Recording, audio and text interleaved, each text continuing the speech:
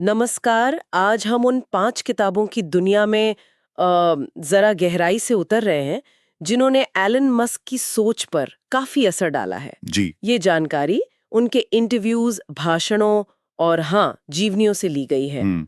हम ये समझने की कोशिश करेंगे कि कैसे ये किताबें मतलब उनके बड़े सपनों और उनकी महत्वाकांक्षाओं की एक तरह से नींव रखती हैं। बिल्कुल।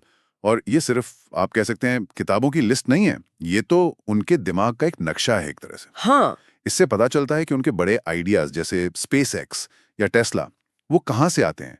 उनकी कल्पना, उनकी इंजीनियरिंग अप्रोच, भविष्य देखने का नजरिया। सही।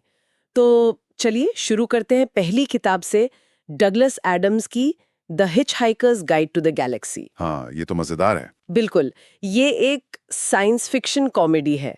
मस्क ने कहा भी है कि इसने उन्हें ब्रह्मांड को तर्क और कल्पना दोनों नजरियों से देखना सिखाया। हम्म। उनका मानना था, या वो कहते हैं कि एडम्स शायद ये कह रहे थे कि भाई सवाल पूछना ज्यादा जरूरी है, जवाब तो शायद ब्रह्मांड खुद ही है।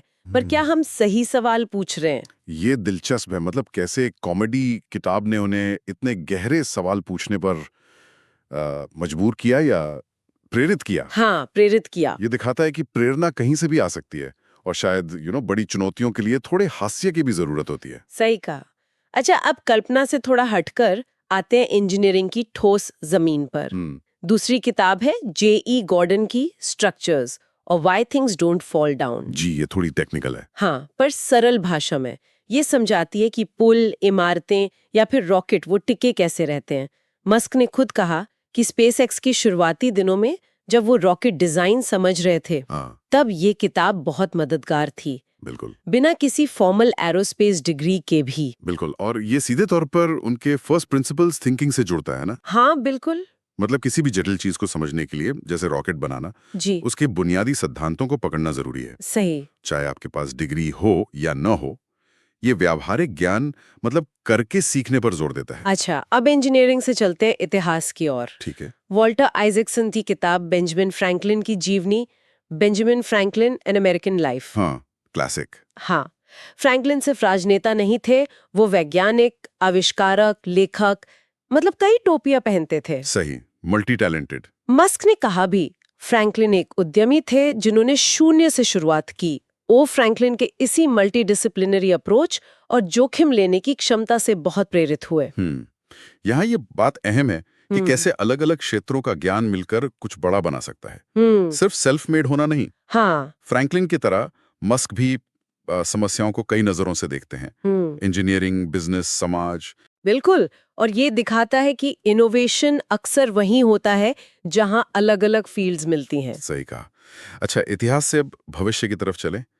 एक थोड़ी चिंताजनक किताब। हाँ, निक बोस्ट्रॉम की super intelligence, artificial intelligence, AI के संभावित खतरों पर। जी। मस्क एआई को लेकर काफी मुखर रहे हैं। वो इसे मानवता के लिए एक बड़ा खतरा मानते हैं और इस किताब को बहुत जरूरी बताते हैं। कहते हैं हमें एआई के साथ बेहद सावधान रहने की जरूरत है। हाँ, ये किताब उनकी इस चिंता को आप कह सकते हैं एक वैज्ञानिक आधार देती है।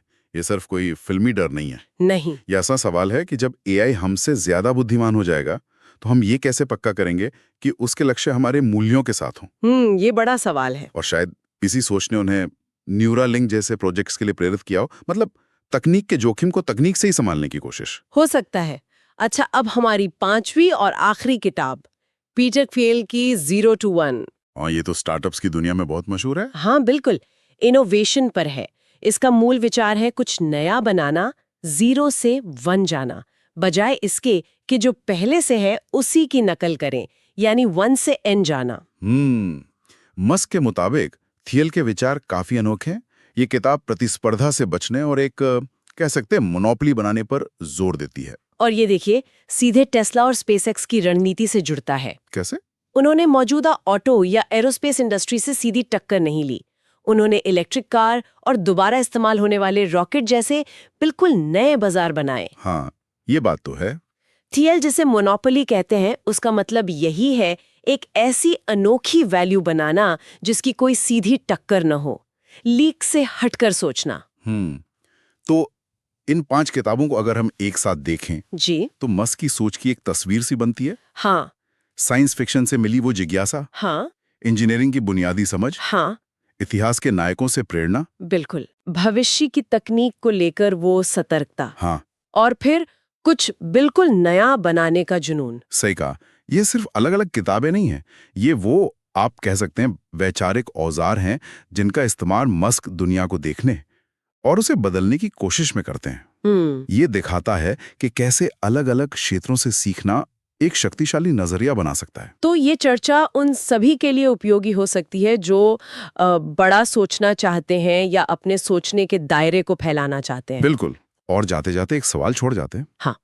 इन जानी-मानी किताबों के अलावा ऐसे कौन से अनकहे या कम ज्ञात प्रभाव हो सकते हैं? शायद कोई कम चर्चित लेखक, कोई निजी अनुभव या कोई बातचीत जिसने मस्क के विजन को उस तरह गढ़ा हो जिसके बारे में हम ज्यादा नहीं जानते। सोचने वाली बात है।